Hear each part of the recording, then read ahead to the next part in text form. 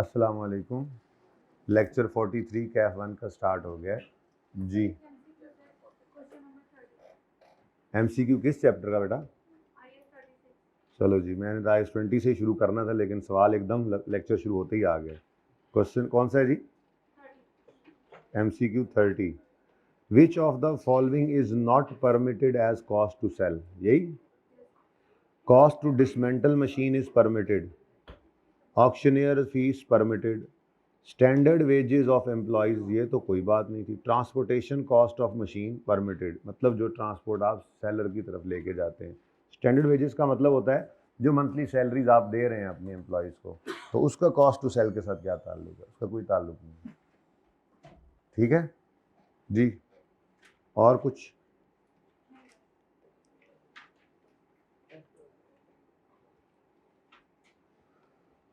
आ जाए जी IS 20 पे।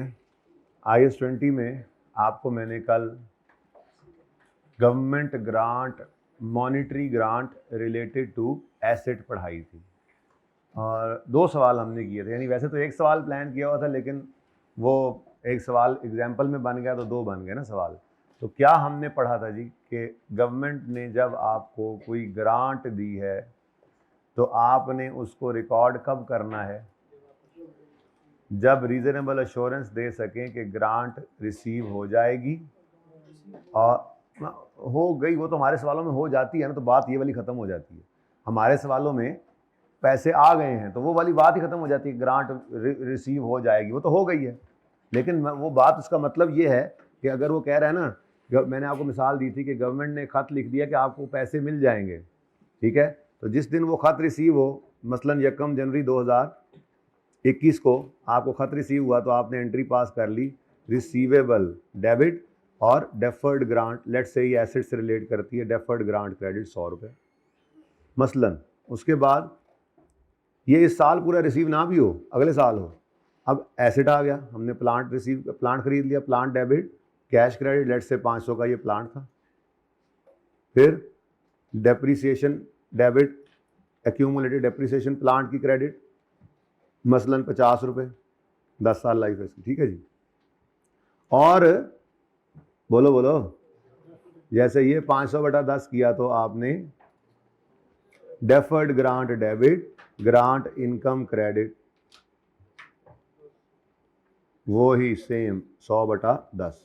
अब मसला ग्रांट के रिकॉर्ड करने पे था, वो हमने कर ली रिकॉर्ड की, एज अ लाइबिलिटी है, एज एन इनकम नहीं की, क्योंकि अभी ये रिलेट करती है एसेट से, और मैचिंग कॉन्सेप्ट कहता है जैसे जैसे रिलेटेड एसेट एक्सपेंस आउट हो वैसे वैसे ये रिलेटेड ग्रांट जो है वो इनकम बने। अब बात ये है, मैंने वो बात ज़बानी की थी कल, ये रिसीवेबल तो पड़ा, अभी पैसे आए ही नहीं, कोई बात नहीं, अगर इस साल में आ गए, किसी वक्त भी आ गए, तो उस वक्त एंट्री करोगे कैश डेबिट रिसीवेबल क्रेडिट, इसकी कहानी खत्म। और अगर ये रेंट तक रिसीव नहीं हुई तो खत आया हुआ है, गवर्नमेंट ने कहा हुआ है भी अगले साल मिल जाएंगे, कोई मसला नहीं, अगले साल आ जाएंगे। इस साल बैलेंस शीट में रिसीवेबल, ग्रांट रिसीवेबल नजर आ रहा होगा करंट एसेट्स में, और अगले साल मसलन अगले साल जनाब आपको 5 फरवरी 2022 को आपको मसलन पैसे रिसीव हो गए, तो आपने उस दिन एंट्री पास की कैश डेबिट, बस कहानी खत्म। अब ये रिसीवेबल जो आया था ये गया और उसकी जगह कैश आ गया, इसका कोई असर नहीं पड़ा आपके ग्रांट के रिकॉर्ड होने पे और कुछ भी, ठीक है।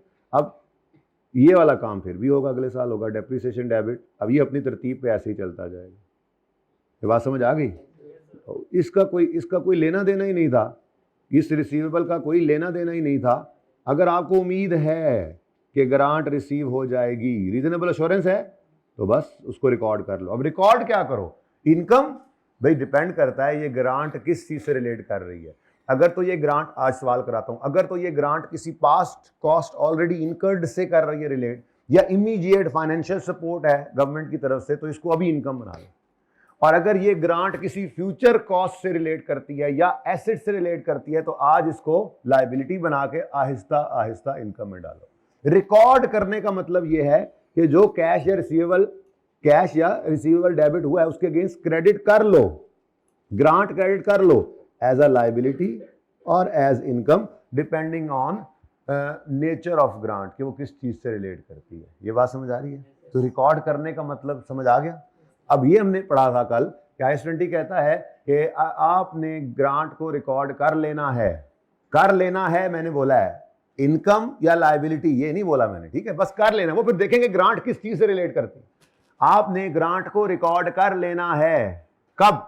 जब रीजनेबल एश्योरेंस दे सको कि grant will be received and conditions जो अटैच्ड हैं विल बी फुलफिल्ड। अब अगर आप इसकी रीजनेबल एश्योरेंस दे रहे हो तो जिस दिन ग्रांट रिसीव हो जाए या रिसीवेबल हो जाए उस दिन इसको रिकॉर्ड कर लो एज लायबिलिटी भी हो सकता है, एज इनकम।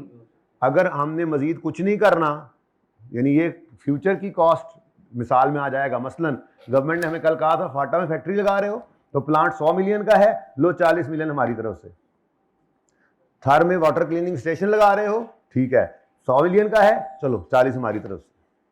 तो ये किससे रिलेट कर रही थी? ग्रांट एसिड से। तो इसको लायबिलिटी बनाएंगे और एसिड के साथ साथ सेम बेसिस पे, जैसे एसिड डेफिसिट होगा इसको इनकम बनाएंगे। ऐसा भी हो सकता है गवर्नमेंट साथ ही कहे अच्छा अब चूंकि आप वहां जा रहे हैं तो हमारी एक और शर्त भी है, वो अलग पैसे ले लो, ये पकड़ो, ये जो है ना तुम एक काम करो, ये 30 मिलियन पकड़ो। ये किस लिए है जी? ये अगले 3 साल की वेजेस का खर्चा है, जितना होगा उसमें हमारा हिस्सा। लेकिन हमारी शर्त ये है कि तुम वो जिस जगह पे फाटा में फैक्ट्री लगा रहे हो सिर्फ उस जगह के, उस इलाके के डोमिसाइल वाले लोगों को कम से कम 30% लोग वो रखने हैं आपने, या 70% लोग वो रखने, या आधे लोग वो रखने हैं। थर में जा रहे हो, जहाँ वाटर क्लीनिंग स्टेशन लगा रहे हो, लेबर तो चाहिए ना, तो तुम लेबर सारी यहाँ से ना ले जाना अपने पास से फैक्ट्री, यहाँ से कराची से फैक्ट्री उठा के लाए हो, या कराची से आए हो, या यहाँ लाहौर से गए हो, सारे बंदे वहाँ से ले जाओ, नहीं, आधे बंदे तुमने वहाँ के लोकल रखने हैं, आधे यहाँ से ले जाना। अब तुम कह रहे होगे जी वो थोड़े स्किल्ड काम होते हैं, तो चलो ठीक है हम तुम्हें सपोर्ट करते हैं ना, ये लो अगले 3 साल के, ये लो वेजेस के खर्चे में हमारा हिस्सा।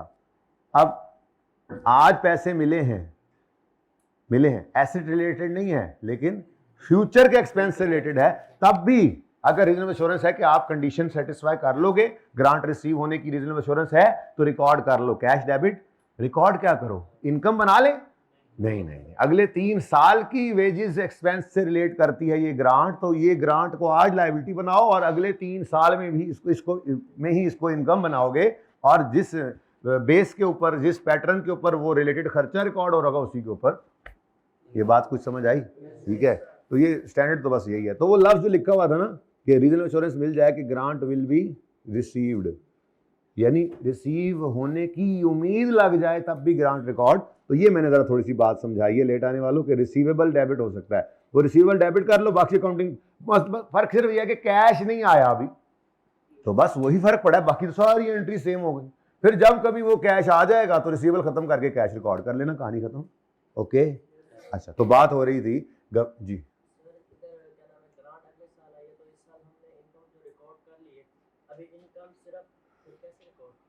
रिसीवेबल। बेटा देखो, हमने रिसीवेबल बुक कर लिया था ना, बाकी ग्रांट लायबिलिटी बना ली थी और फिर उसको आहिस्ता आहिस्ता एमोटाइज करके इनकम बना रहे हैं। इस कैश के आने को सिर्फ हमने अगले साल में रिकॉर्ड कर लिया, यही तो बात बता रहा हूँ आपको। कैसे रिकॉर्ड किया? ऐसे रिकॉर्ड किया ना, गवर्नमेंट ने खत लिखा होता है। रीजनेबल एश्योरेंस कब होती है? जब आपको पक्की उम्मीद लगती है। तो ऐसे ही तो रिकॉर्ड कर रहा हूँ।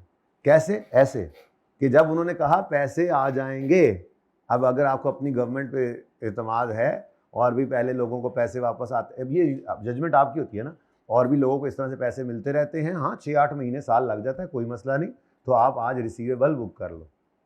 ठीक है, आपने गुड्स बेच दी, ठीक है, अब आपके जिम्मे जो था वो हो गया, सेल बुक कर ली, तो कैश तो आया नहीं, तो रिसीवेबल बुक करके सेल कैसे बुक कर लेते हो? जैसे बचपन से करते आ रहे हो, डेटर डेबिट सेल क्रेडिट, वो 2 साल बाद पैसे आए तो 2 साल बाद आप कैश डेबिट डेटर क्रेडिट कर लोगे। इनकम बुक करने की इजाजत है जब आपके जिम्मे जो था वो कर लिया। अब ये तो होगी सेल ऑफ गुड्स, ऐसी रेंडरिंग ऑफ सर्विसेज। अब ग्रांट के केस में आपने क्या करना होता है? कंडीशन सेटिस्फाई करनी होती है, लेकिन यहाँ IS-20 ने कहा कंडीशन सेटिस्फाई करने का इंतजार ना करो, पहले दिन आते ही उम्मीद है कि कंडीशन सेटिस्फाई करोगे तो फिर ग्रांट को रिकॉर्ड कर लो, ठीक है, एज अ लायबिलिटी या income depending upon its nature. ठीक है, ये भी हो सकता था कि ये ग्रांट किसी पास कॉस्ट ऑलरेडी इनकर्ड के बारे में होती, ठीक है, तो हम एंट्री, अब पैसे आए नहीं तो हम एंट्री करते रिसीवेबल डेबिट इनकम क्रेडिट, 100 रुपया मिल गया, ठीक है जी। और उसके बाद मसलन जाके कहीं जो है वो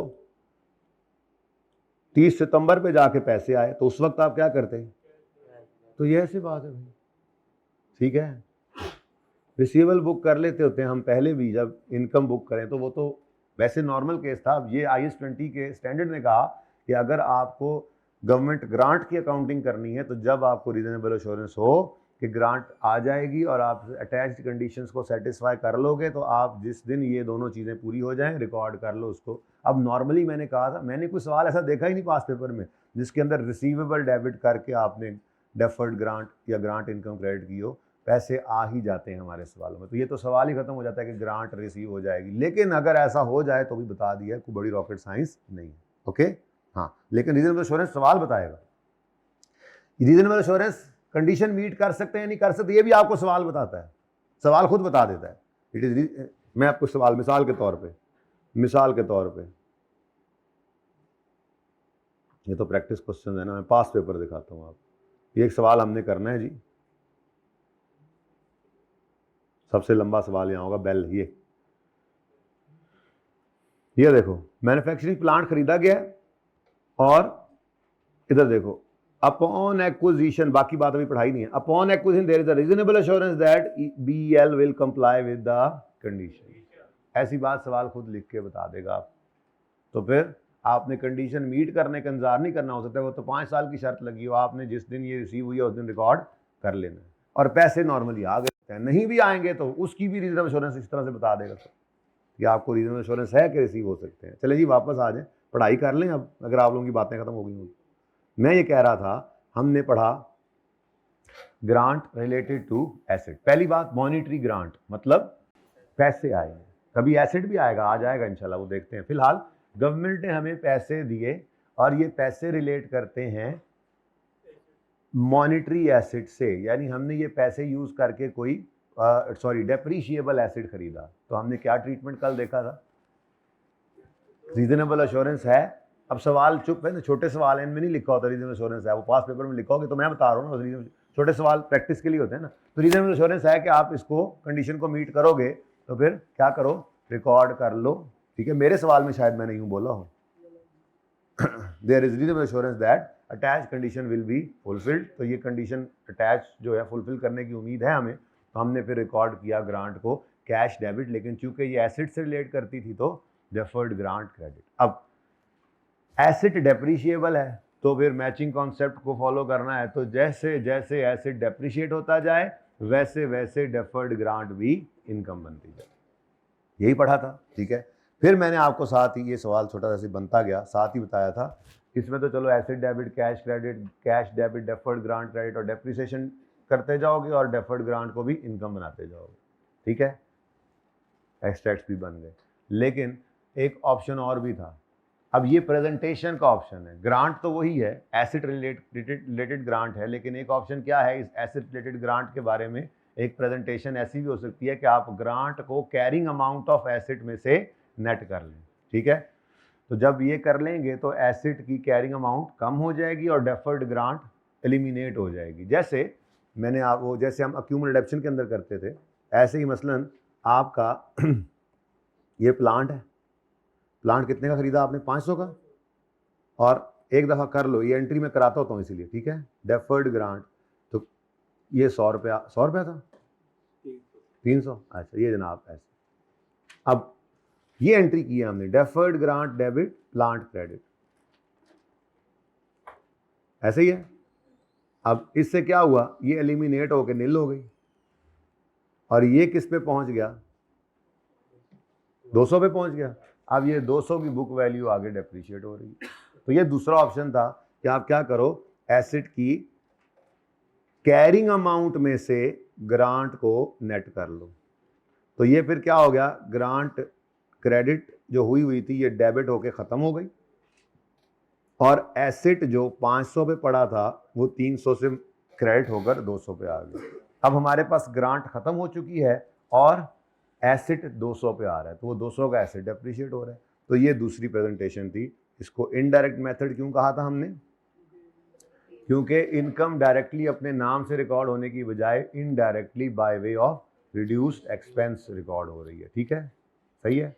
1 2 3 बेटा, चौथी रो से बच्चे साथ साथ होना शुरू हो जाएं, सारी जगह छोड़ के बैठे और पीछे अवाम ने रश लगा लिए, शाबाश, साथ साथ हो जाए। चौथी, 5वीं, 6वीं रो, तो हो ही जाएं। 7वीं रो में बेटा थोड़ा सा खुले हो जाएं, आप साथ ना बिठाएं किसी को, लेकिन खुले हो जाएं थोड़े से, सर्दियां तो है नहीं अब बस। और इधर से 5वीं रो से साथ साथ होके बैठ, बस बहुत ज़्यादा भी नहीं, कम से कम 5 बच्चे तो बिठाएं यार, कम से कम। नहीं वो खुद बैठेंगे, तुम लोग कॉर्नर प्लाट मल के बैठे हो, बेचारे ज़रा लेट आते हैं, वो पीछे वो घुसी जा रहे हैं, वो आखिर तक पहुंच गए। जगह बनाओगे तो तब ना, तो तुम हाइब्रिड से उठ के अच्छा आज तभी रश है तुम्हें देख के मुझे पता लगा तभी रश लगा हुआ है, तो हाइब्रिड वाले फिर पीछे बैठा करें भी उसूली तौर पे, उसूली तौर पे, क्योंकि अब देखें ना जहाँ एडमिशन हो, कोई नहीं, हम लोग आप हमारे मोअज़्ज़िज़ मेहमान आने ग्रामी हैं, ऐसी बात नहीं है, लेकिन थोड़ा सा चलें, शायद उन दोस्तों को तो ना परेशान किया करें। अच्छा जी, अब क्या फ्यूचर कौन सा?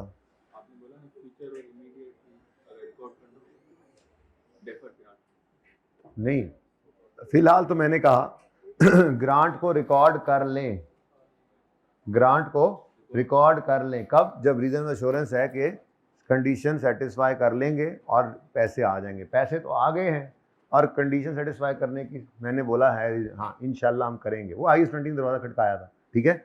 अब ये ग्रांट रिकॉर्ड करने की इजाज़त मिल गई है, तो ये ग्रांट रिकॉर्ड करें, क्योंकि ग्रांट एक फ़ायदे की चीज़ है ना, आपको मुफ्त में पैसे मिल गए, ठीक है। तो ये इनकम एक तरह की इनकम है, लेकिन इसको एज एन इनकम आज रिकॉर्ड करें या आज लायबिलिटी बनाएं? क्यों लायबिलिटी बनाएं? तो यही बात थी कि इमीडिएटली इनकम नहीं बनाना, बल्कि आज लायबिलिटी बनाना, क्योंकि ये रिलेट करती है एसेट से। तो जैसे जैसे एसेट एक्सपेंस बनेगा वैसे वैसे ये ग्रांट इनकम बनेगी, ये बोल रहा था मैं, ठीक है। ऐसे पता लगा, एसेट ग्रांट रिकॉर्ड कर लें, ये पहली बात हो गई। अब रिकॉर्ड करें एज एन इनकम और एज अ लायबिलिटी, डिपेंड करता है इस ग्रांट की नेटूरे पे, नेटूरे पे, इसकी नेटूरे ये किससे रिलेट करती है, चेक करें ये ग्रांट किससे रिलेट करती है। अगर ये ग्रांट, अभी सिर्फ जो पढ़ा है वो करो ना, अगर ये ग्रांट एसिड से रिलेट कर रही है, अभी दूसरे दोनों आ जाने ना सवाल, अगर ये ग्रांट एसिड से रिलेट कर रही है तो एसिड क्या आज ही सारी कॉस्ट एक्सपेंस आउट करते हो, आज उसको आप रिकॉर्ड करते हो, कैपिटलाइज करते हो और आहिस्ता आहिस्ता उसको डेप्शन के थ्रू एक्सपेंस बनाते हो। तो ये ग्रांट अगर एसिड से रिलेट कर रही है तो ये आज लायबिलिटी बनेगी और आहिस्ता आहिस्ता उसी सेम पैटर्न के ऊपर इनकम बनेगी, ठीक है। इसके बाद फिर हमने ये सवाल भी किया था, ये था जनाब डायरेक्ट मेथड। इसमें कोई मसला है तो बताएं। फिर मैंने आपको 2 सवाल, मतलब एक ही सवाल था बेसिकली, तो बहरहाल 2 सवाल, नाम के 2 सवाल थे, उनको होमवर्क में दिया था। कोई मसला है? नहीं, इधर लिखा हुआ है indirect.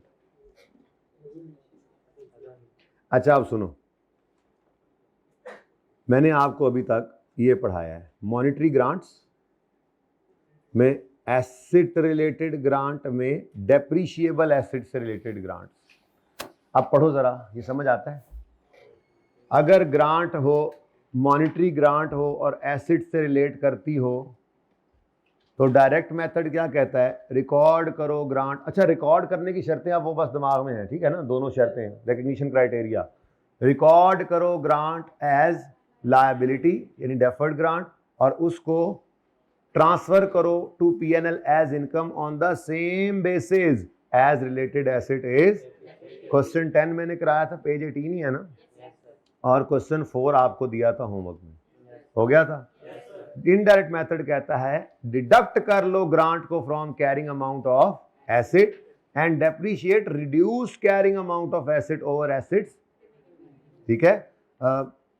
Over assets remaining life, यहां पर भी है, यहां पर भी है, मतलब वो जाहिर है एसेट जैसे डेफिसिट हो रहा है। यहां मैंने कहा था अगर ग्रांट बाद में आती है तो जितने साल बाकी हैं वो रिमेनिंग लाइफ पे ही ग्रांट को डेफिसिट करना है, कल हुई थी बात, सवाल में आ जाएगा। अब grant income is recorded by way of reduced depreciation, इसीलिए इसको क्या कहा था? इनडायरेक्ट मेथड, ठीक है जी। नहीं बात मानी आप लोगों ने, आप वहीं पे जमे हुए हैं, आपने 5-6 बंदे की जगह नहीं बनाई। वो आखिरी दोनों बच्चे उठाओ यार, आखिरी दोनों उठ के आगे आ जाओ, उस सीट पे कोई ना बैठने दिया करो यार किसी को, मुझे ऐसे डिस्टर्बेंस होती है। उससे आगे वालों को सही नज़र आ रहा है भाई, आप लोग सही हो, चले। वैसे आप दोनों भी उठाओ तो अच्छा है, उधर भी किसी को ना, ये दोनों सीटें खाली रखा करो जब तक कि बिल्कुल ही गुंजाइश ना खत्म हो जाए। इधर आओ, आगे आओ, आप आगे आओ, इधर आओ। खान साहब ने जगह छोड़ ही दी।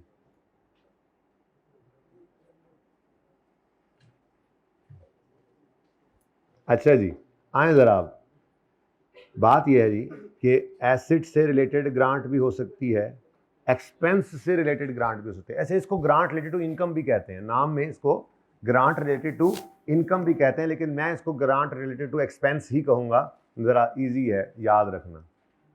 जैसे मैंने आपको अर्ज़ किया कि हम फाटा में जाके फैक्ट्री लगाने जा रहे थे, तो गवर्नमेंट ने कहा ठीक है प्लांट के भी कुछ पैसे दे रहे हैं, लेकिन हम ये चाहते हैं कि वहाँ के लोगों को नौकरियाँ भी मिलें।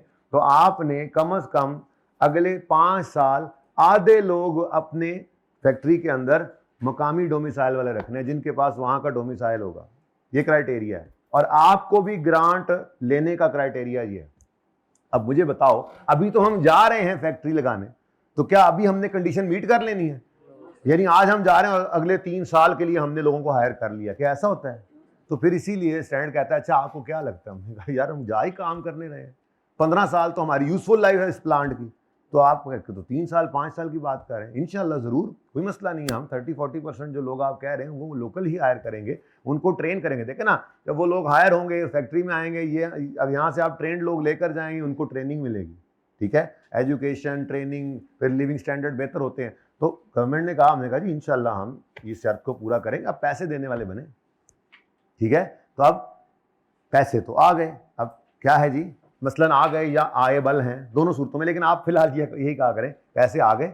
अब गवर्नमेंट ने पैसे दे दिए हमें और कंडीशन लगाई हुई है। अब आप पैसे लेके आज घर पहुंचे थे, दरवाजा खटका, बाहर कौन आया? दरवाजा खुला, आपने कहा जी मैं IS-20 हूँ मैं। जी फरमाएं, सुना है कोई ग्रांट मिली है रिलेटेड टू वेजेस एक्सपेंस? जी मिली है। क्या शर्त लगाई है गवर्नमेंट ने? उन्होंने कहा जी अगले 5 साल 40% एम्प्लॉयज़ आपकी ऑर्गेनाइजेशन में लोकल डोमिसाइल वाले होने चाहिए। अच्छा, IS-20 ने कहा तो क्या लगता है आपको? इंशाल्लाह करेंगे पूरा, पैसे भी इसीलिए लेके आए हैं आप, हम क्या बेईमान है? ठीक है, रिकॉर्ड कर लो, ग्रांट रिकॉर्ड कर लो, ये कह के वो चला गया। अब आगे हम अपनी अकाउंटिंग लगाएं जजमेंट यूज़ करके, तो कैश तो आ चुका है, कैश तो डेबिट, क्या इस ग्रांट को related to wages expense, related to future wages expense, इसको आज इनकम बना लें? मैचिंग कॉन्सेप्ट कहाँ गया? ठीक है, अब हम अकाउंटेंट्स का मैचिंग कॉन्सेप्ट आ गया। हमने कहा जी फ्यूचर के अगले 3 साल के एक्सपेंस से रिलेट कर ले ग्रांट, तो आज ये लायबिलिटी है, और फिर जैसे जैसे वो रिलेटेड खर्चा बुक करेंगे एक्सपेंस के तौर पे, वैसे वैसे इसको इनकम बनाएंगे। ये बात समझ आती है? तो इसका सवाल कर लेते हैं, ज़बानी तो बातें कहाँ समझ आती हैं। तो ABC company received a grant of ₹10 million on यकम January X2 to cover expenses for, अच्छा ये कोई और चीज़ है, ये यूं होना चाहिए, 2002 में इन्होंने ग्रांट रिसीव की है, और वो कह रहा है ये ग्रांट इसलिए रिसीव की है ताकि वो जो फ्यूचर में उन्होंने एनवायरमेंटल मेजर्स लेने हैं, environmental measures to be taken. हमने कहा जी हम यहाँ पे जिस इलाके के अंदर हमने जाके फैक्ट्री लगाई है वो स्वात के इलाके में लगाई है, वहाँ पे दरख्त जो है ना उनकी तबाही फेर दी होगी, KPK वाले बैठे होंगे, बहुत ज़्यादा दरख्त कटे वहाँ पे, बहुत ज़्यादा, यानी कभी जो जाने आने वाले लोग होते हैं ना घूमने फिरने, तो वो हर 2-4 साल बाद जाएं तो काफ़ी कमी आई हुई होती है। तो हमने कहा कि जी हम वहाँ पे जाएंगे, तो हम वहाँ पे मसलन इतने 50,000 1 लाख दरख्त हम लगाएंगे मिसाल के तौर पे।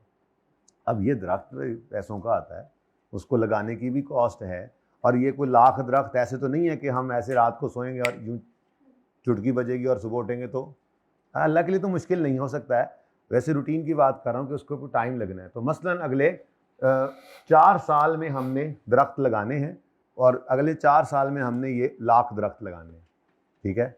अब कुछ जगह बिल्कुल ऐसे सीधी सीधी ज़रा इजी होती हैं, कुछ जगह ज़रा मुश्किल होती हैं, तो ये इसीलिए ज़रा दरख्त कम ज़्यादा, ठीक है, सबसे ज़्यादा दरख्त पहले साल लगे, फिर कुछ मुश्किल जगह आ गई कम लगे, फिर अगले साल और आसान जगह आ गई ज़्यादा दरख्त लग जाएंगे। अब ये प्लान है हमारा, ठीक है ना। अब ये क्या है, एनवायरमेंटल मेजर्स हमने लेने के लिए, इकोनॉमिक फ्रेंडली होने के लिए, ये तो आप आगे जाके पढ़ेंगे कॉर्पोरेट रिपोर्टिंग में। अब तो वो CSR भी आ गया, वो ये सस्टेनेबिलिटी के स्टैंडर्ड्स आ गए हैं, जिसके अंदर माहौल के लिए क्या कर रहे हैं आप ये भी बताएं, ये भी करना पड़ता है। मसलन जी हम माहौल के लिए ये कर रहे हैं कि जी हम ग्रीन एनर्जी की तरफ जा रहे हैं, हमने सोलर लगाया है, क्यों जी, अगर हम सोलर लगाएंगे तो हम बिजली जो है वो कम इस्तेमाल करेंगे। बिजली कम इस्तेमाल होगी तो वो जो कोल पे और फ्यूल पे बिजली बन रही है वो बनेगी कम, वो बनेगी कम तो आलूदगी कम फैलेगी। इस तरह से हम अपनी आने वाली नस्लों के लिए ये सेविंग कर रहे हैं। ये ऐसे ही है, इस वक्त यही मसला दुनिया में पड़ गया हुआ है, पानी मुकाई जा रहे मुकाई जा रहे मुकाई जा रहे। अब सस्टेनेबल स्टैंडर्ड्स कहते हैं ज़रा बताएं आप जो पानी इस्तेमाल कर रहे हैं इसको कुछ आपने इसके बारे में कोई सस्टेनेबिलिटी का मतलब ये होता है कि आप लॉन्गर रन में सस्टेन करेंगे या सिर्फ शॉर्ट टर्म प्रॉफिटेबिलिटी को देख रहे हैं।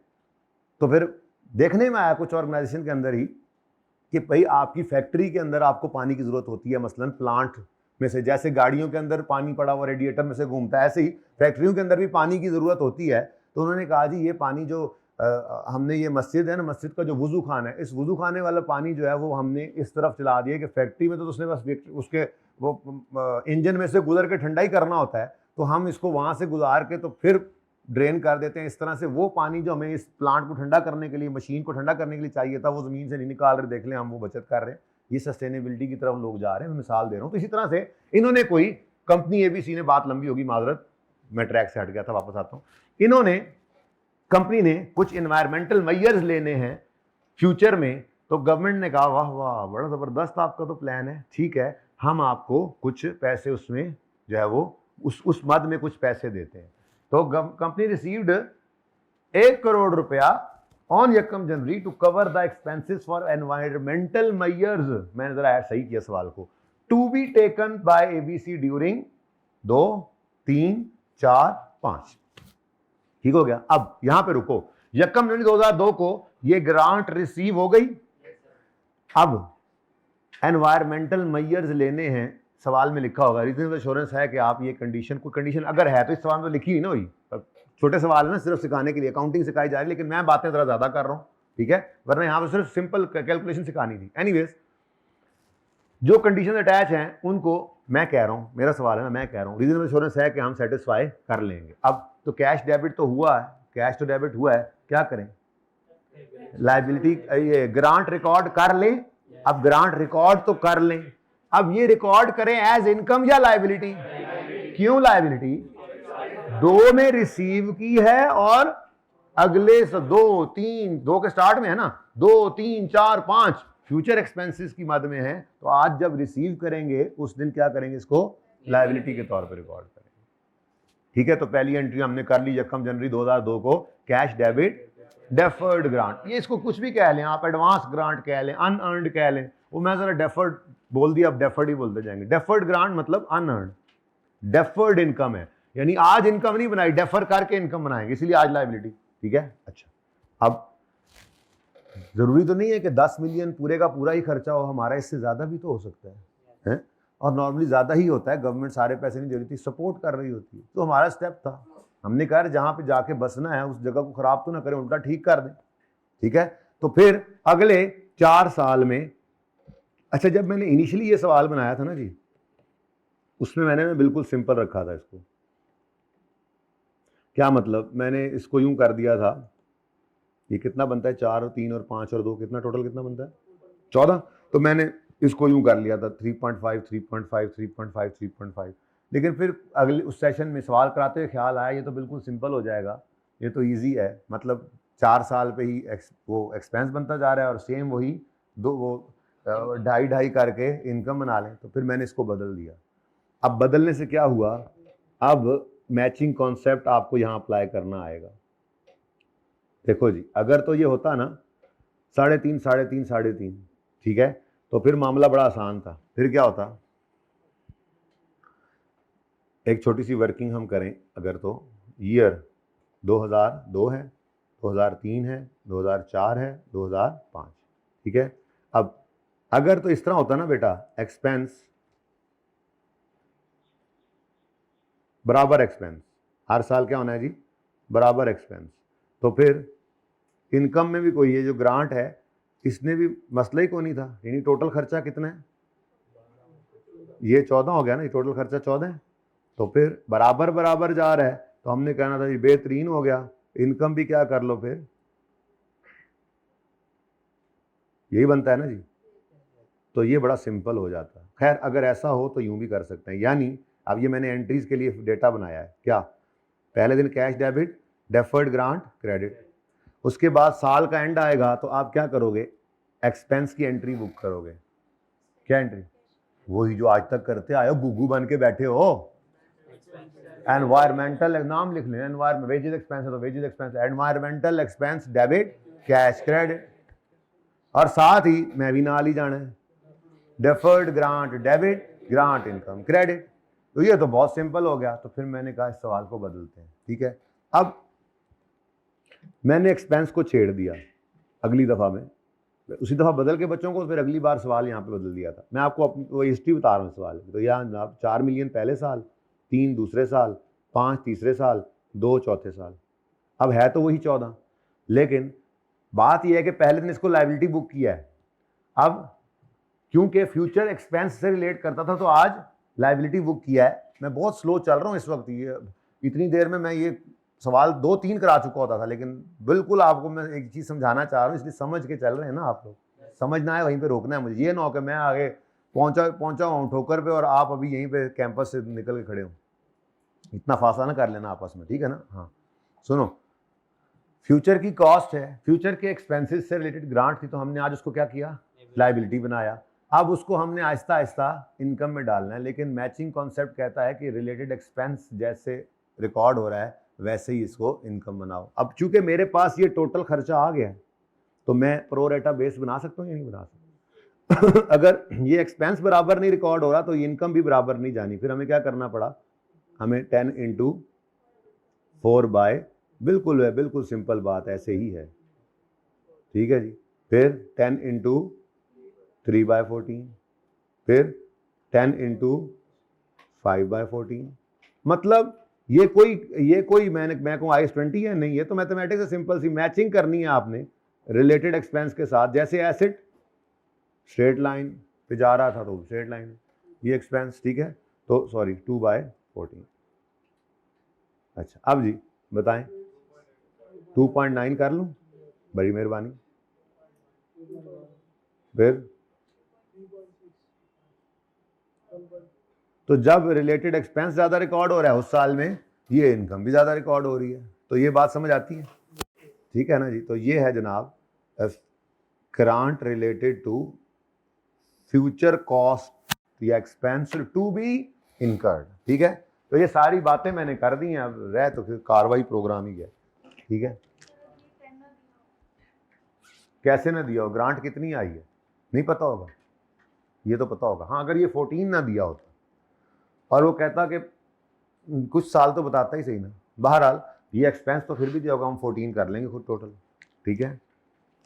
आसान चीज़ क्या होगी इस केस में, वो ये कहेगा अगले 4 साल के लिए है, लेकिन एक्सपेंस नहीं बताएगा कि एक्सपेंस कितना है, या एक्सपेंस बराबर दे देगा।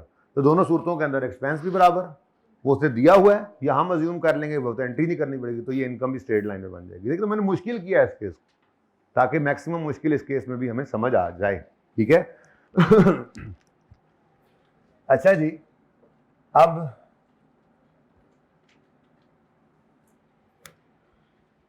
कल हमने 2 साल की एंट्रीज की तो नीचे एक्सट्रैक्ट्स बनाए थे ना, वैसे ही कर जी। For the year ended, question number कौन सा है, पेज नंबर आ कंपनी। तो जर्नल एंट्रीज कर रहे हैं जी, for the year ended 31 December 2002 है।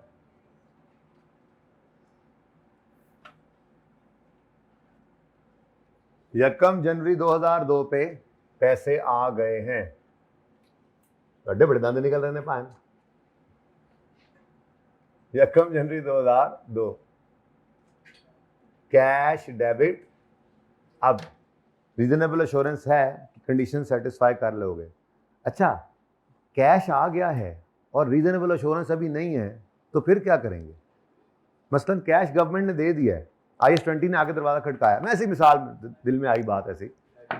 हाँ जी कौन, IS-20 ग्रांट रिसीव किया आपने, हाँ जी क्या लगता है, हाँ 1-2 साल बाद पैसे लेने थे गवर्नमेंट से ले लिए, ऐसे खड़ा IS-20, तुम इसको गवर्नमेंट ग्रांट के तौर पे रिकॉर्ड नहीं कर सकते। वो ग्रांट इनकम बने या लायबिलिटी, ये बात की बात होती है, ग्रांट के तौर पे रिकॉर्ड नहीं कर सकते। अब क्या करें, कैश तो आया हुआ है, कैश तो डेबिट हुआ पड़ा है, हाँ आप सिंपल एक लाइबिलिटी बुक करो जब तक के वो कंडीशन नियत साफ ना हो जाए आपकी, ठीक है, या फिर गवर्नमेंट ने ये दूसरे साल आके कहने हाँ भाई किधर ने बंदे, फैक्ट्री किधर है फैक्ट्री कागज में है जी, देख आप फाटा में कहाँ आ गए यहाँ कहाँ फैक्ट्री है, फैक्ट्री तो कागज में है। तो पैसे वापस, तो फिर सिंपल लाइबिलिटी डेबिट करके अपना कैश क्रेडिट तो अगले ले जाएंगे पैसे वापस, ठीक है ना।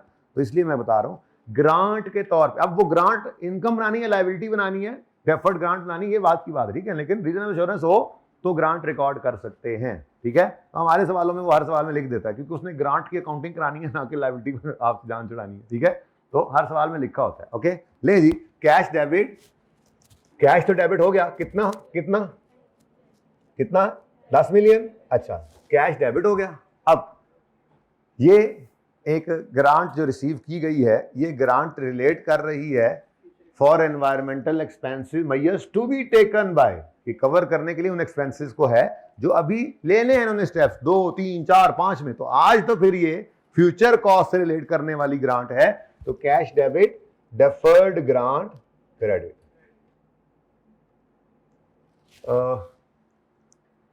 भाई ये नजर आ रहा है इधर, भाई कई बाजियां नजर आ रहा है इधर भाई, cash debit deferred grant credit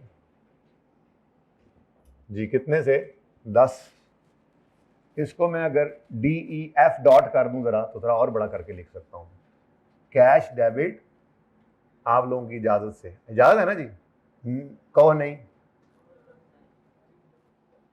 बढ़िया है, लिख दिया मैंने फिर।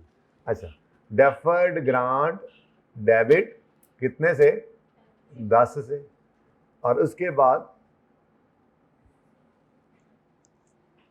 अब ईयर एंड आया, अब ईयर एंड पे हमने ये वाला खर्चा इनकर किया होगा, हमने कुछ दरख्त लगाया, वो दरख्त जाहिर है वो खरीदने की कॉस्ट होती है, दरख्त खरीद के लाए, फिर उनकी जाके खुदाई की जगह की, वो मजदूर लेके गए, कुछ दवाई डाली, को खाद डाली, को स्प्रे डाला, उसके बाद कोई एक आधा बंदा रखा भी है जो उनको कुछ दिन कुछ अरसा पानी देगा जहाँ तक कि वो परवान चढ़ जाए थोड़े से, तो अब ये खर्चे हो रहे होते हैं ना, ऐसे थोड़ी दरख्त लग जाते हैं, ठीक है। तो फिर ईयर एंड आया तो हमने टोटल एक ही दफ़ा एंट्री कर लेते हैं, हमने टोटल हिसाब लगाया क्योंकि फाइनेंशियल स्टेटमेंट बना रहे हैं ना, साथ साथ वैसे तो एंट्रीज कर रहे होते हैं, आप देखो जर्नल एंट्रीज जो चल रही होती है वो तो रोज के हिसाब से चल रही होंगी, तो जर्नल एंट्रीज हो रही होती हैं, उससे लेजर बन रहे होते हैं और ईयर एंड पे ट्रायल बनता है, तो ट्रायल में एक हेड आ रहा होगा एनवायरमेंटल एक्सपेंस का, ये इस तरह से होता है, लेकिन एंट्री फिर अगर करनी हो तो साल में एक ही दफ़ा कर लेते हैं, वरना ये तो हो सकता है हर महीने ही एंट्री चलती आई हो, हर महीने कुछ दरख्त लगाते हो। बहरहाल टोटल हमारा खर्चा कितना हुआ, टोटल हमारा खर्चा कितना हुआ 40 लाख इस पूरे साल में, तो पूरे साल की इकट्ठी एंट्री करें सुकून से जी। 31 दिसंबर 2002 पे जाके हमने एंट्री पास की, environmental expense debit cash credit कितने से 4 से, अच्छा ले जी, बात समझ आती है, खर्चा हुआ ना हमारा, ओके। तो अब जब खर्चा रिकॉर्ड किया है तो इस खर्चे से रिलेटेड जो ग्रांट लायबिलिटी में पड़ी है अब उसको भी कुछ आप इनकम में डाल सकते हैं, और बराबर डालने की बजाय ज्यादा बेहतर क्या है, अच्छा अगर सवाल में खुद कह दे कि जी आपने बराबर इनकम बनाना है तो फिर उसकी बात मान भी लेना, ठीक है ना। अच्छा अब ईयर एंड आ गया, 31 दिसंबर 2002 पे हमने कहा जी कि डेफर्ड ग्रांट को यानी जो लायबिलिटी है उसको डेबिट करें, और ग्रांट इनकम, मैं सिर्फ इनकम लिख देता होता हूँ, P&L में पूरा ग्रांट इनकम लिख लेना, जगह ज़्यादा कम कम होती है एंट्रीज, पता है दूसरा भी मेथड करना है, और ग्रांट इनकम क्या कर लें क्रेडिट।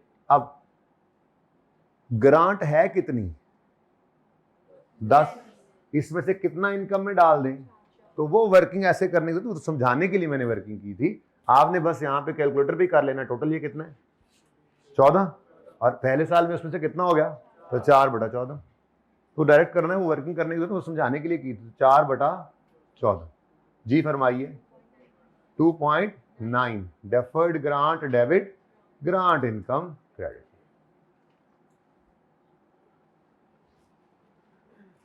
ठीक हो गया जी। अगला साल आया, फॉर द ईयर एंडेड 31 दिसंबर 2003, क्या हुआ मसला तो नहीं? अच्छा जी, अब पहली एंट्री तो नहीं होगी ना जी, ग्रांट तो आ चुकी, जो आनी थी वो तो पहले से पिछले साल में। अब इस साल के एंड पे फिर खर्चा होगा, उस खर्चे को बुक करेंगे। तो एनवायरमेंटल एक्सपेंस पीएनएल में डेबिट करके कैश क्रेडिट करेंगे। कितना खर्चा हुआ है? 3 रुपए का। और फिर इससे रिलेटेड जो ग्रांट लायबिलिटी पड़ी है उसको भी इनकम बनाएंगे। मैं इससे स्लो ये टॉपिक नहीं कर सकता, ये टॉपिक ना थोड़ा सा भी तेज कर दें तो परेशान करता है, इसलिए मैं बिल्कुल डेड स्लो हुआ हूँ।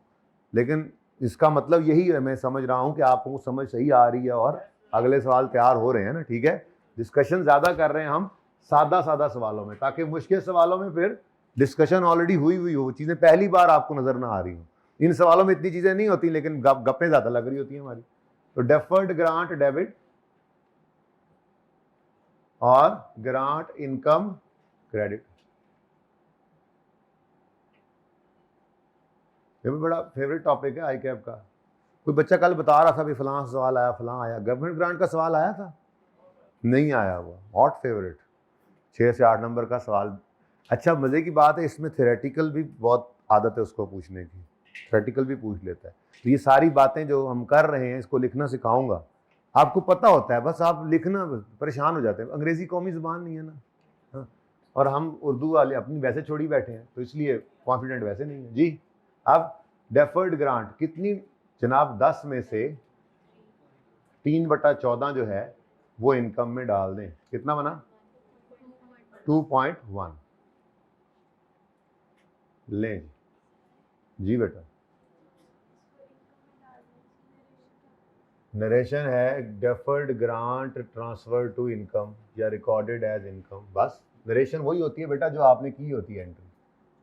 मैं सारों की नरेशन बोलता हूँ, वैसे तो उसने नरेशन नॉर्मली वो कह देता है नरेशन आर नॉट रिक्वायर्ड, लेकिन कभी जो ना कहे तो आपको मैंने कहा हुआ है कि नरेशन करनी है, तो बिल्कुल अच्छी बात है भाई। नरेशन जो होती है ना एंट्री करने के बाद, वो बहुत मुख्तसर सी होती है। हाँ, अगर आप डिस्कशन की बात करें तो डिस्कशन लंबी चौड़ी बात है, वो फिर मैं आपको लिखना सिखाऊंगा। किसने पूछा था वैसे?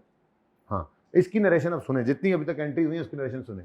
रिसीव्ड गवर्नमेंट ग्रांट, रिकॉर्डेड भी कह सकते हैं, रिकॉर्डेड ग्रांट, फिर recorded expense, recorded grant income, और क्या नरेशन यही है। ठीक है, ओके, बस जो किया आपने। तो डेफर्ड ग्रांट को इनकम में डालना, तो नरेशन यही होता है। बाकी हाँ, अगर आपको वो कहे ना 2 नंबर के लिए इसको लिख दो अंग्रेजी में, 3 नंबर के लिए लिख दो, 2-3 पार्ट दे देगा, तो उसको लिखना भी सिखाना। एक्सट्रैक्ट्स की बात हो जाए फिर एक्सट्रैक्ट्स की बात। पीएनएल के एक्सट्रैक्ट्स 2003 ते 2002 लें जी। पीएनएल में क्या क्या जाएगा पहले सोचा करें, एंट्रीज ना देखा करें, एंट्रीज देख ली फिर क्या फायदा। सोचें। एनवायरमेंटल एक्सपेंस पीएनएल में जाएगा और ग्रांट इनकम। ठीक है, तो एनवायरमेंटल एक्सपेंस, एनवायरमेंटल पूरा लिख लेना आपने अगर एक्सट्रैक्ट्स मांगे होंगे तो 2002 में 4 रुपए का खर्चा, 2003 में, और ग्रांट इनकम पहले साल में 2.9, दूसरे साल में। फिर स्टेटमेंट ऑफ फाइनेंशियल पोजीशन में एसेट्स में क्या आएगा? एसेट्स में क्या आएगा? नॉन करंट एसेट्स में प्लांट, वो जो प्लांट लग रहे हैं वो प्लांट। एसेट रिलेटेड ग्रांट तो है नहीं, इसलिए रेलेवेंट एक्सट्रैक्ट्स में एसेट कहाँ से आ गया? बस डायरेक्ट क्या लिखोगे? नॉन करंट लायबिलिटीज में डेफर्ड ग्रांट। अच्छा, ये बड़ी मौज है, इसको करंट नॉन करंट में बाइफरकेट नहीं करना पड़ता। डेफर्ड जिंदगी सुकून में। ठीक है जी। अब डेफर्ड ग्रांट जो है वो आपने रिकॉर्ड की थी 10, पहले साल 2.9 इनकम में गया, तो बाकी 7.1 अभी भी लायबिलिटी है 2 के एंड पे। फिर अगले साल में इसमें से मजीद, तो 7.1 में से 2.1 निकल गया, तो बाकी अभी भी लायबिलिटी में पड़ा हुआ है 5। जी बेटा, क्योंकि हम बचपन से ये चीज़ कई बार कर चुके हैं डिस्कस कि कैश का ओपनिंग पता है आपको इनका कितना था, देख के बता दो। अच्छा फिर क्या कंपनी में बस यही कुछ हुआ है? फिर बिजनेस चल रहा है ना, तो बहुत सारे डेबिट्स भी आए होंगे, किधर हैं? बहुत सारे क्रेडिट्स भी हुए होंगे, किधर हैं? क्लोजिंग कैश कितना है मुझे नहीं पता। रेलेवेंट एक्सट्रैक्ट्स में इसलिए कैश नहीं लिखते, और अगर वो कैश की पूरी डिटेल दे दे या एटलीस्ट ये कह दे कि कैश का क्लोजिंग बैलेंस लेट्स से 1000 रुपये है, तो यहाँ पे 1000 रुपये लिख देना। ऐसी कोई बात पता नहीं है कैश की, ये पता है इस एनवायरमेंटल एक्सपेंस और इस डेफर्ड ग्रांट के बारे में तुमको कमल पता है, बैलेंस शीट में यही आना है। तो रेलेवेंट एक्सट्रैक्ट्स में कैश इसलिए नहीं लिखते, ओपनिंग नहीं पता, डेबिट्स नहीं पता, क्रेडिट्स नहीं पता, बैलेंस शीट में तो क्लोजिंग जाना है। अब आप ये कहना चाह रहे हैं कि हम नेगेटिव कैश लिख लें, क्यों नेगेटिव कैश क्यों? 10 आया है और 4 और 7 गया, अच्छा नहीं अभी भी पॉजिटिव रह जाएगा, सही कह रहे हैं आप, लेकिन बहरहाल वो कैश थोड़ा ही है हमारा असल कैश पता नहीं कितना है, ओपनिंग में कितना था, कितना कितना कहां से आया, कितना कितना कहां पे गया, पूरा बिजनेस चल रहा है, हमने तो बीच में से एक ट्रांजैक्शन की बात की है।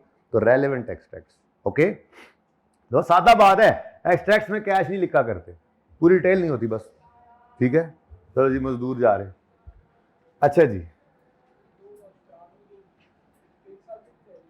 जी बेटा मैंने अर्ज किया कि डेफर्ड ग्रांट को करंट नॉन करंट में बाइफरकेट नहीं करना है। नहीं वो तो 3 में तो अभी 4 और 5 रहता है ना, अगर 4 में होंगे खड़े हुए तो फिर करंट में शो कर देंगे, बस ये आसान तरीका है, करंट नॉन करंट में बाइफरकेट नहीं करना। अगर मतलब आखिरी साल होगा उस लायबिलिटी का अगला साल, तो फिर वो करंट में आ जाएगी, बस ठीक है। अच्छा जी, अब यहां पर भी स्टैंडर्ड ने एक ऑप्शन दिया, मुझे ये बताएं कल जो दूसरा मेथड था वो ब्लू से किया था, तो बिल्लू निकालो, बिल्लू भी दे दो, लाल भी दे दो, मेरा वैसे तो आप भी मेरे लाल हो, लेकिन चलो ये भी दे दो, व्हाइट मार्कर से करूं।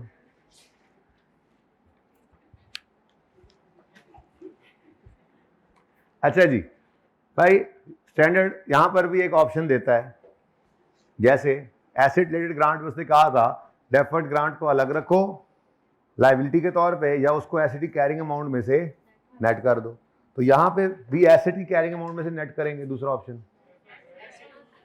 तो इसका मतलब डेफर्ड ग्रांट ने डेफर्ड ग्रांट ही रहना है, तो फिर यहां पे ऑप्शन किस में आएगा? यहां पे ऑप्शन, हाँ इनकम, बेसिकली वहां भी डायरेक्ट इनडायरेक्ट का नाम किससे था? डायरेक्टली इनकम रिकॉर्ड हो रही है कब? जब डेफर्ड ग्रांट अलग पड़ी है, तो डायरेक्टली इनकम रिकॉर्ड हो रही है नाम से, तो डायरेक्ट मेथड था, और जब एसेट की कैरिंग अमाउंट में से नेट कर दिया तो रिड्यूस डेप्रिसिएशन के जरिए से इनकम रिकॉर्ड हुई, तो हमने कहा ये इनडायरेक्टली रिकॉर्ड हुई है। यहां पर ऐसे ही होना है, डायरेक्ट एक्सपेंस अलग और इनकम अलग है ना, तो डायरेक्ट नाम से ग्रांट इनकम रिकॉर्ड हो रही है। लेकिन इस दूसरे अल्टरनेट मेथड में क्या कहता है स्टैंडर्ड?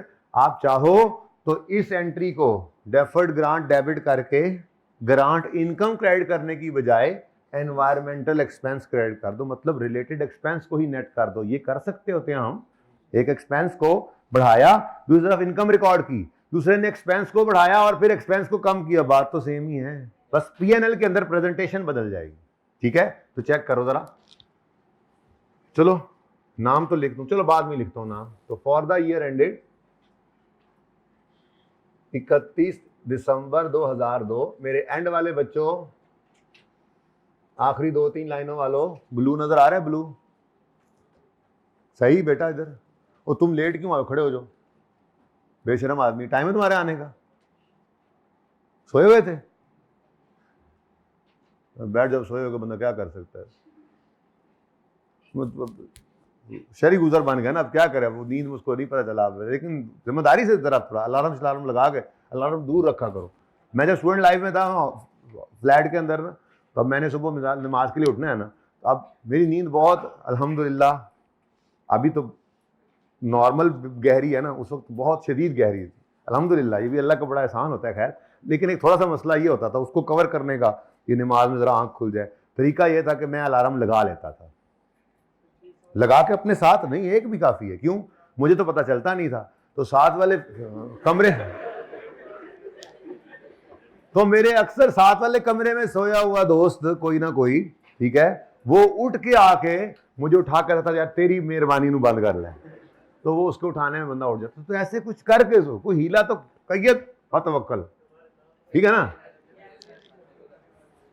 अच्छा, यकम जनवरी 2080 भी तुसी हैं यार, यही तो समझा रहा हूं आपको, 80 भी तो तुसी हैं। तो बस पढ़ा करो, कोशिश किया करो, मेहनत करते रहो, पास हो ही जाओगे मेरी तरह।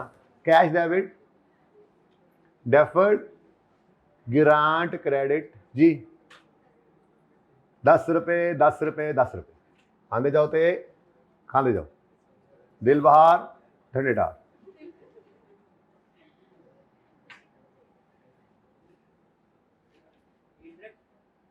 देखते हैं 31 दिसंबर 2002 आया, एंट्री अलग अलग रखते हैं, कोई मसला नहीं, एक एंट्री बात होती है ना।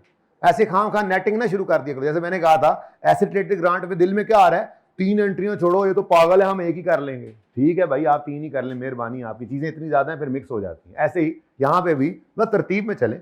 एक्सपेंस बुक करें पहले, एक्सपेंस रिलेटेड एक्सपेंस बुक करें।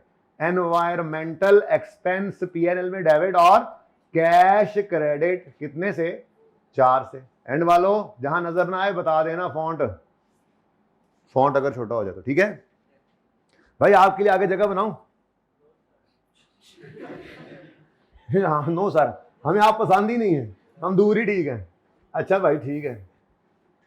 अच्छा जी, अब 31 दिसंबर 2002 पर रिलेटेड एक्सपेंस को ही नेट कर दो।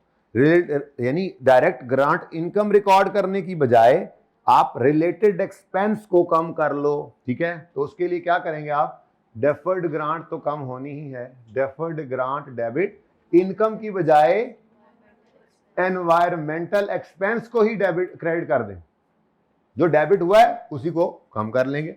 अब बात तो वही सेम रहनी है, 10 की ग्रांट है, उसमें से कितना रिलेटेड एक्सपेंस में आप क्रेडिट कर लें, 4/14 जी, 2.9, ठीक है जी। फॉर द ईयर एंडेड 31 दिसंबर 2003 आएगा। आसान काम है ना, क्योंकि बहुत स्लो किया तो आसान ही है। और ये मैं अगर कल ही दोनों करा देता फिर चारों टायर उत्ते होने सन, फिर चारों टायर उत्ते होने सन ताड़े, ठीक है जी। फिर आप बाहर जा रहे होने थे, आप ऐसे से कर, लोगों ने कहना लो ओ पागल ही हो। तो इसलिए जी बेटा, मैंने कहा था ना कि नेट कर सकते हैं लेकिन नहीं करना, एक ही एंट्री हो सकती है भाई। एक एंट्री तो कल भी हो सकती थी, अभी मैं कह के नहीं हटा, पता नहीं जान के कर दो मेरे नाल तुसी। वैसे ये क्यों करते हो मेरे साथ ऐसे आप लोग, क्यों? मैं भी ऐसे करता हूँ, आप सोचते हो उस्तादों के साथ, है ना। तो मुझे वही अपने अमलों की सजा मिल रही है, ये कहते हो आप लोग, आप लोगों की शक्ल में। अच्छा जी, अब पहली एंट्री तो है नहीं। फिर 31 दिसंबर 2003 पर एनवायरमेंटल एक्सपेंस डेबिट और कैश क्रेडिट कितना है जी, 3। और फिर deferred grant debit, grant income की बजाय रिलेटेड एक्सपेंस जो है उसी को क्रेडिट कर दें, 3/14, आंसर 2.1,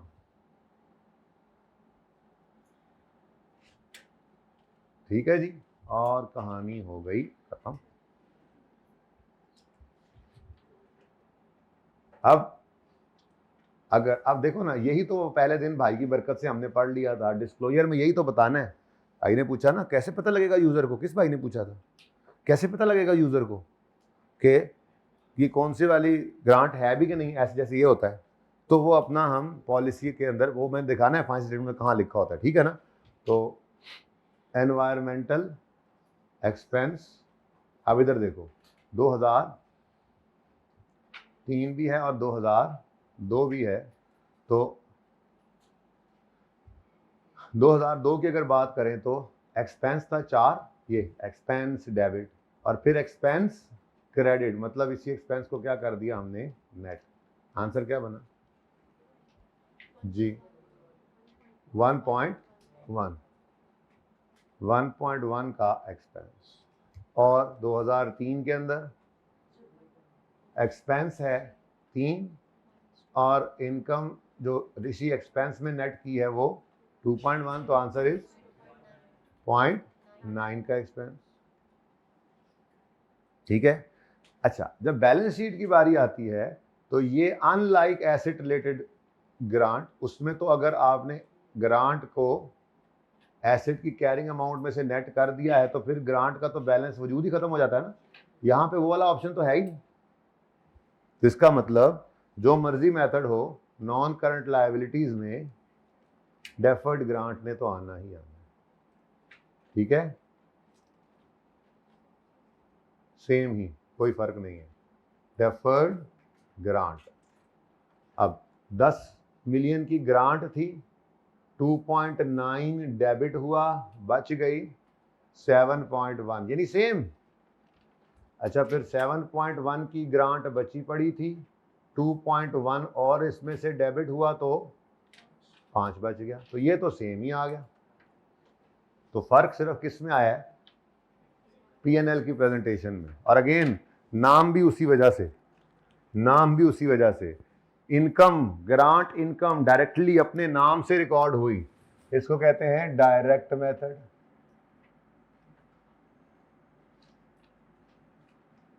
ठीक है जी।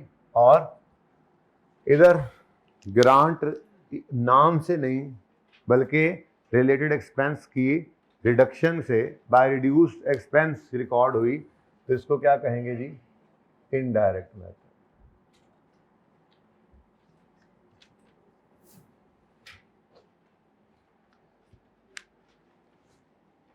ठीक है, कोई मसला जी?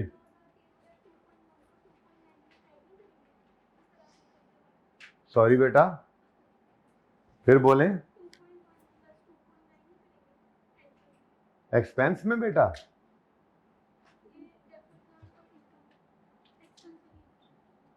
ये 2.9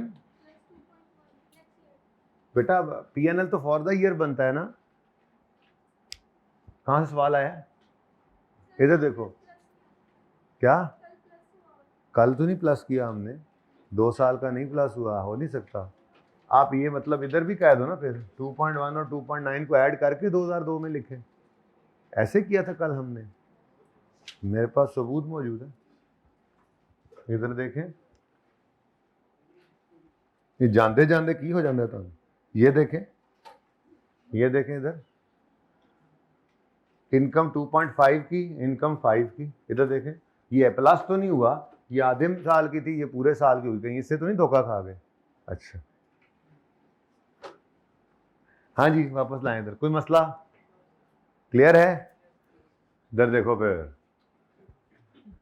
मॉनिटरी ग्रांट है, रिलेटेड टू एक्सपेंस है, मॉनिटरी ग्रांट है। ये बाद में एंड में तस्वीर बनानी है, अभी नहीं, अभी नोट घर पे जाकर फिर नोट करना है इसको तसल्ली से, तस्वीर को देख के, अभी नहीं, लेकिन सब कुछ आता होगा। यानी इस तस्वीर को देखे बगैर आप नोट करने के काबिल होंगे, फिर मैं आपको कहूँगा आप नोट कर लें। तो ऐसे थोड़े ये कॉपी पेस्ट करने आते हैं, तो ये पहले से तैयार हो गया। अभी जरा जबानी बताओ, मॉनिटरी ग्रांट हो रिलेटेड टू एसेट, और एसेट कौन सा? तो कितने मेथड्स अलाउड? कौन कौन से? डायरेक्ट मेथड में क्या करोगे? ग्रांट को लायबिलिटी बनाओगे अलग, और जैसे जैसे एसेट डेप्रिशिएट हो वैसे वैसे ग्रांट इनकम बनेगी। इनडायरेक्ट मेथड, डेफर्ड जो ग्रांट है उसको एसेट की कैरिंग अमाउंट में से नेट करेंगे, और रिड्यूस्ड एसेट को डेप्रिशिएट करेंगे, और ग्रांट रिकॉर्ड होगी by way of reduced expense. यही पढ़ा था।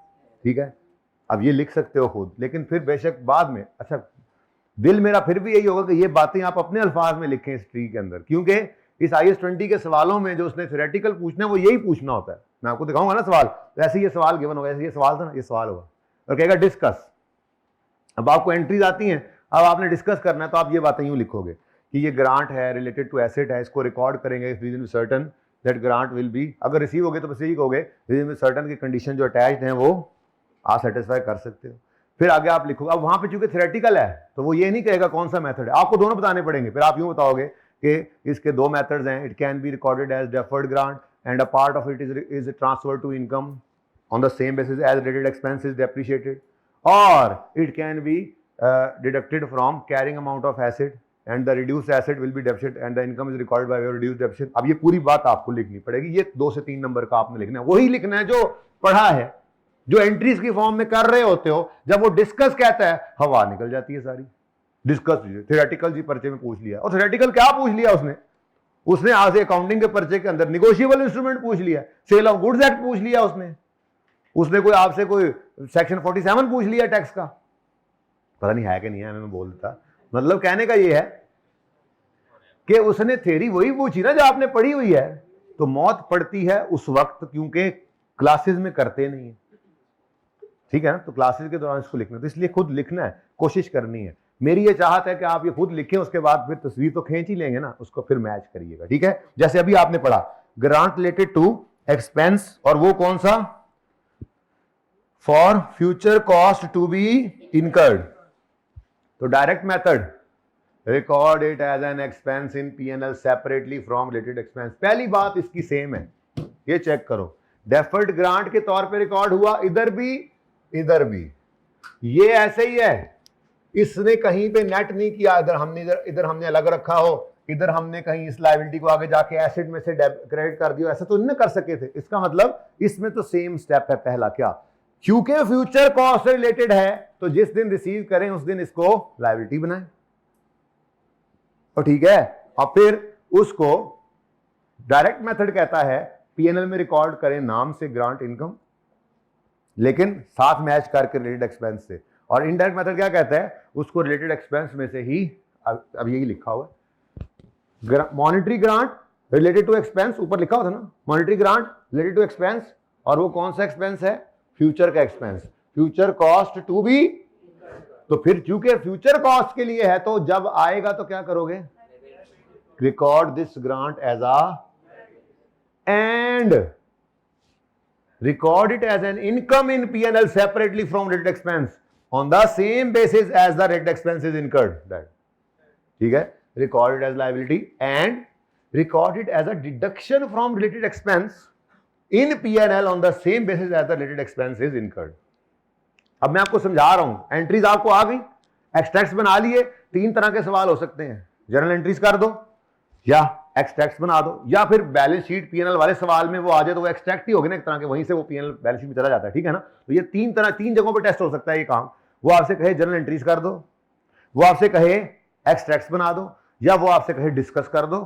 अब यही सवाल आपके सामने जो मैंने 11वां सवाल किया है, यही सवाल लिखकर रिक्वायरमेंट में वो ये लिख दे डिस्कस। तो क्या डिस्कस करना है, यही जो सिखाया है, यही जो लिखा हुआ है। इसलिए कह रहा हूं खुद लिखना है आज, ताकि पास पेपर में जब पहुंचोगे लिखने वालों को तो खुद एहसास होगा आपको। जैसे मैंने एसेट रिलेटेड ग्रांट के बारे में क्या कहा आपको नजर आ गया कि एसेट रिलेटेड ग्रांट है, तो आपने उसके बारे में 3-4 सीधा बातें लिखनी है।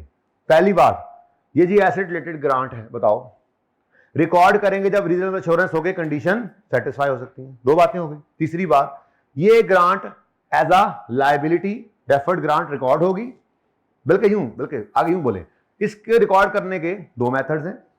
मैं उर्दू में जान के बोल रहा हूं ताकि अंग्रेजी बनाएं आप, मैंने तो अंग्रेजी में बोल दिया थोड़ी देर पहले, लिखा भी हुआ है, ठीक है। अब इसके 2 मेथड्स हैं करने के, या तो इसको डेफर्ड ग्रांट बनाएं और इसको आहिस्ता आहिस्ता P&L में इनकम बनाएं on the same basis related expense deficit हो रहा है। दूसरा मेथड क्या है, ये मैं बड़ी अहम बात कर रहा हूं, आप अपनी बातें कर लें, फिर जब डिस्कस वाला सवाल आएगा ना फिर आपने मुझसे पूछना है।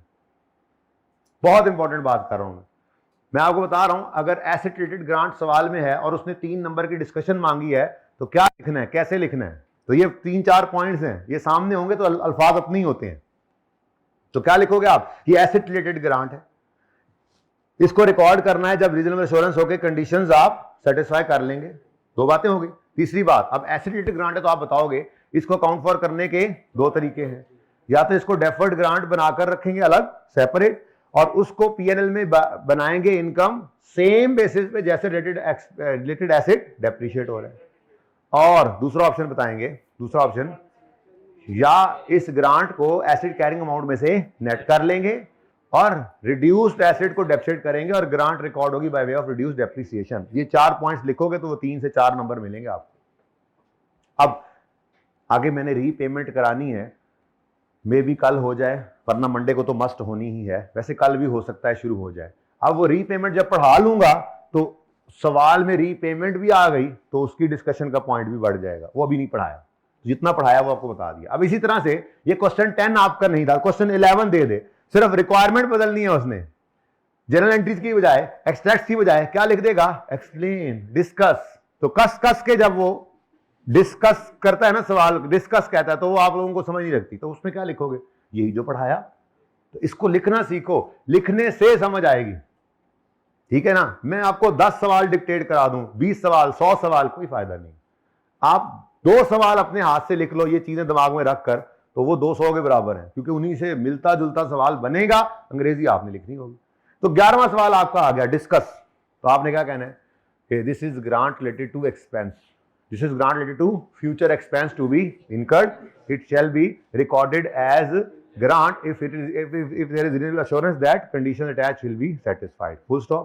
ठीक है, आगे लिखोगे, बल्कि यूं लिखो, ज्यादा अच्छा और आसान। क्या, this is expense related grant and will be recorded when there is reasonable assurance that the conditions attached will be fulfilled, full stop को तो आगे लिखो, as this grant relates to future cost to be incurred it will be recorded as a liability या it will be recorded as deferred grant, जो मर्जी लिख लो, एक ही बात है ना, ठीक है। when it is received and it shall be recorded as and it shall be transferred to P&L under 2 methods. Number 1, it is recorded as income separately from related expense on the same basis as the related expense is incurred, or it can be deducted from related expense, ठीक है जी, and presented and net expense is presented in P&L। तो अब ये बात लिखोगे, 3 number मिल गए।